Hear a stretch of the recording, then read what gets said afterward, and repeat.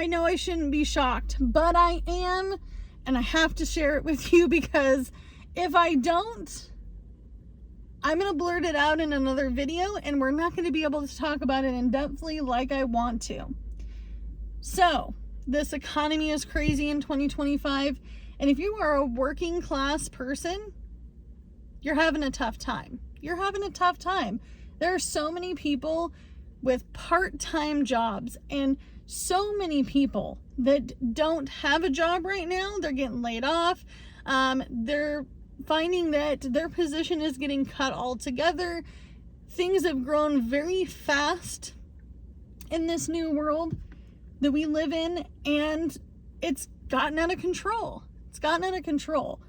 But the thing that's really crazy to me is that today I found out something unbelievable. Like, I almost even didn't know what to say or think.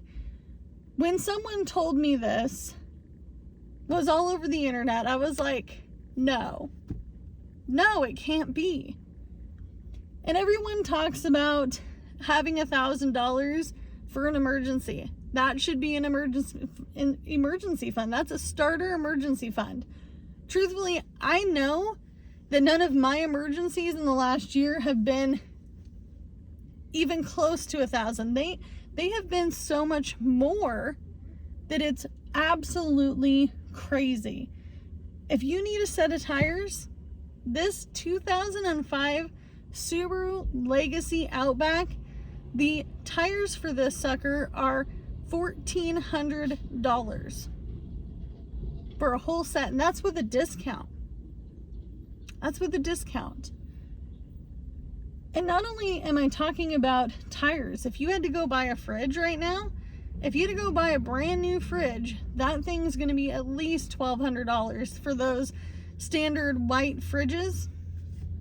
The $450 stove that I bought for our 1966 single wide mobile home in a mobile home park cost me that much then. I looked at the same stove the other day and it was over $1,000. Why? What has changed in the last couple of years? Not much. So when I heard that most working class people don't have $1,000, I was like, I'm not surprised. The shock value is not there. But when I heard this, I was like, no, that seems kind of crazy. 63% of the average working class people cannot afford a $500 emergency. Instead of having $500 in the bank because everything is sky high and the cost of living doesn't match what we make, right? We're dealing with folks that are going to put it on a credit card. We're $1 trillion in debt in the United States. And some other countries are getting up there too. They really are. But I was shocked to hear that people are not able to cover the expense of a single tire.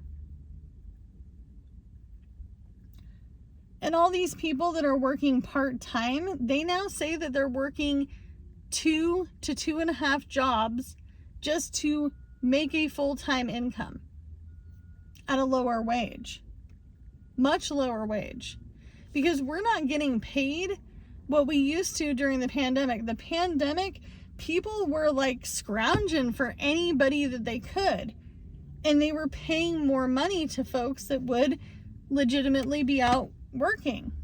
I'll give you an extra $2 an hour. That was our average standard additional income for people that were working during the pandemic here in the state of Oregon. But 63% of folks don't have $500 in the bank to cover an emergency. Not only do they not have that small emergency fund of $500, They don't even have enough to afford a tire for their car. There are people going without so many things right now. People that just aren't spending money. And some of it is because they want to save money. There are tons of people out there that are like, I think something is going to happen. They're able to save money. That's great. But I am a low wage earning person, and I'm finding that it's very hard to save. It's hard for me to budget. I'm eating on less than I would ever. I mean, I'm not out there spending money on fruit snacks and prepackaged chips and junk and Pop-Tarts and chips and cookies and soda at the store. I'm not doing those things, but I'm finding that I am struggling to continue to live a very standard life where I can afford my bills, afford food, afford fuel, and still be able to save. Because even if you're doing all those things and you're feeling like it's a good positive, it's that last little thing on the list called saving money that I'm just not able to do. And I notice it's not just me, it's my coworkers, it's my friends, it's my family members, it is people that are out there working to survive, people that are like, I'm just trying to weigh this out. Am I going to use my money to buy this today, or am I going to use my money to buy this instead? And people are going for a lot of alternatives, especially when it comes to eating. That is one of the number one things I see on the internet. How to lower your grocery bill. Well, you can only lower your grocery bill so much before you're not eating anything at all. How to lower your electricity bill. You can only lower your electricity bill as much as possible. Same with water. Eventually, you will have to wash your clothes and take a shower. Otherwise, you're going to be walking around stinky, and your pants are going to walk on their own. Okay? Your socks are going to get up out of your shoes and start walking on their own to go get themselves a job. Eventually, you will be in a situation where you're going to have to spend money. An emergency is always bound to happen. But I was so surprised to hear the number being 500 or less. There are people just swiping that card, swiping it, inserting it, tapping it, going on the internet. There are a lot of people fixing things themselves. They're not hiring a professional. They have a broken pipe in their house, they're gonna fix it. They can't afford a plumber. They can't. Some of these jobs that we have now will eventually go away. They will eventually go away. They're not going to be needed. I mean, there are so many people looking for jobs in my area. It is crazy. To the point where I went to put my head on my pillow last night, and I look over at my husband and I say, you should be very fortunate that you're able to get the job you have with this temp agency, because there's probably 1,000 people lining up for the same job. People are not quitting jobs. They're inquiring more jobs. They're getting a morning job and then an evening job, and then they have something that they do on the weekends. People are picking up graveyard shifts in my area. I mean, straight up graveyard. People that never worked graveyard before. Okay? And how do I know that?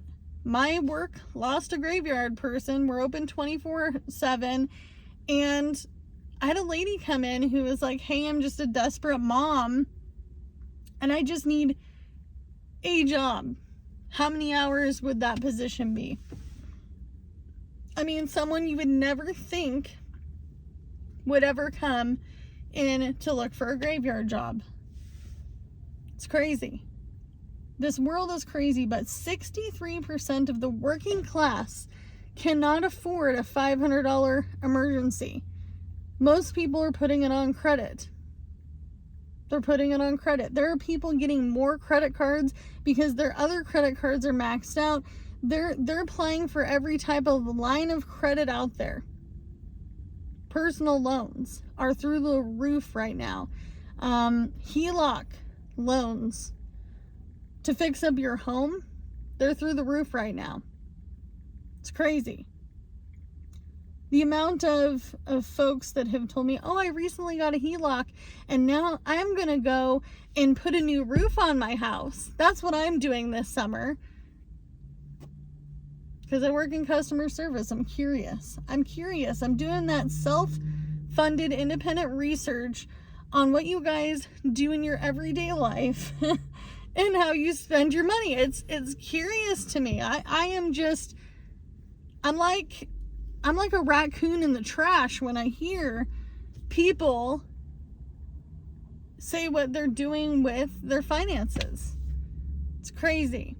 But as always, you can only do what you can with what you got. And if you are one of those people that are a working class, non-retired person that can cover $500 to $1,000 in emergency or more, you're doing good. Pat yourself on the back and say, you know what? I'm making it. I'm doing better than 63% of the people out there because I have that little nest egg. All right? Bye, guys.